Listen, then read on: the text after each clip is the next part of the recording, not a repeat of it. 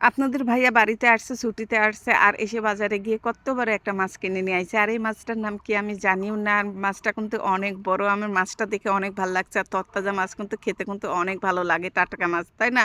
আর দেখেন মাছটা কিন্তু মানে তাজা মাছ। আর মাছটা আমি নাড়তেছি আর মাছের গাওটা না চিকচিক করতেছে আর কত সুন্দর। আমি বটি দিয়ে কাটতে পারতেছি না, আঁশটে তুলতে পারতেছি না। পরে আমি হাত দিয়ে আঁশটিগুলো তুলে নিচ্ছি।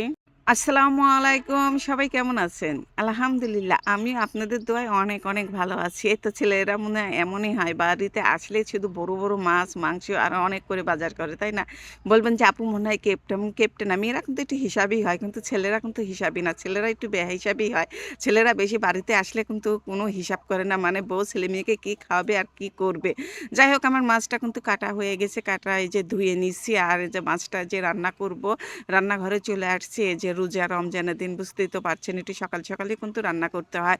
আর মাছটা চাকা করেছি মানে গাদা পেটি করিনি, একটু বড় বড় করেই চাকা করেছি। আর মাছের মাথাটা আমার আম্মাজান খাবে, পছন্দ করে, এই জন্য গোটায় রেখেছি। মাছের মাথাটা কিন্তু আর ফাড়িনি। আর সত্য কথা কি বাবার বাড়ি কখনো এত বড় বড় মাছ চোখেই দেখিনি। বাবা কখনো এত বড় বড় মাছ কিনে আনেনি। আর এই স্বামীর বাড়ি এসে বড় বড় মাছের মাথা, বড় বড় মাছ খাচ্ছি। আর আপনাদের ভাইয়া অপরন্ত বাজার করে, কোনো বাজারে মানে হিসাব করেন। আমি যদি একটু হিসাব করে চলতে চাই, আপনার ভাইয়া কখনো হিসাব করে না। আমি বাজারে গেলে একটু হিসাব করেই কিনি। আর কিন্তু ও আসলে বাড়িতে যখনই ছুটিতে আসবে এত মাছ মাংস কিনে দিয়ে যাবে যে আমরা মা মেয়ে খেয়ে ফুরাতে পারি না, থেকেই যায়। আর শুধু মাছ রান্না করব না, একটু ওই যে ছিম আর যে আলু ভাজি করবো। আর ছোট ছোট ছোট ছোট দেশি আলু দিয়ে কিন্তু এই ছিম ভাজিটা কিন্তু অনেক ভালো লাগে। পুরপুরি খেতেও অনেক ভালো লাগে। যাই হোক এই যে আমি রান্না কিন্তু তুলে দিয়েছি আর মাছগুলো আমি ভেজে নিচ্ছি।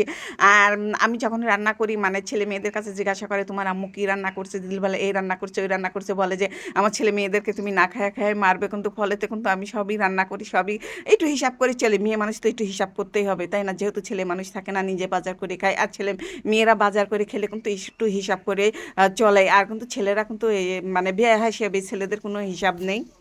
আর যাই হোক এই যে আমার মাছ কিন্তু ভাজা হয়ে গেছে। মাছগুলো ভেজে তুলে রেখে এই যে মশলা কষিয়ে নিচ্ছি। মাছ রান্না করবো একটা মজার জিনিস দিয়ে, যেটা আমার ভীষণ পছন্দ। আমি মাঝে মাঝেই রান্না করি, আপনারা তো সেটা দেখেনি, জানেনই। আমি এই টমেটো দিয়ে আর এই যে ছিমের বিচি দিয়ে মাছ ভুনা করবো। তরি তরকারি দিয়ে করবো না, কারণ তরি তরকারি রোজা দিন তরি তরকারি খেতে পারতেছি না। আর রোজা থেকে কিন্তু আমি কোনো কিছু খেতে পারি না। আর এই জন্য আর এই তো আমার মাছ রান্নাটা হয়ে গেছে, একটু জিরার গুঁড়া দিয়ে নামিয়ে নেব। আর এই মাছ রান্নাটা যে মানে এত মজা হয়েছিল, টাটকা মাছ রান্না করেছি আর রোজার দিন খেতে যে এত ভালো লাগছিল আমার কাছে। আমি রোজার দিনে কিন্তু মাছ ভাত খেতেও পারি না, তারপরে এই তরকারিটা কিন্তু আমার কাছে অনেক ভালো লাগছিল। তারপরে এই যে একটু ভাজি করে নিয়েছি, সিম আলু ভাজি। আর এই মানে রোজার দিনে এই ভাজিটা মানে ভাজি ভর্তা খেতে কিন্তু ভালো লাগে। আর এই ভাজিটা যে এত ভালো লাগে আমার কাছে। যাই হোক এই যে আমার রান্নাটা হয়ে গেছে, মাশাআল্লাহ দেখতে যেমন সুন্দর লাগতেছে, খেতেও কিন্তু অনেক মজা হয়েছিল।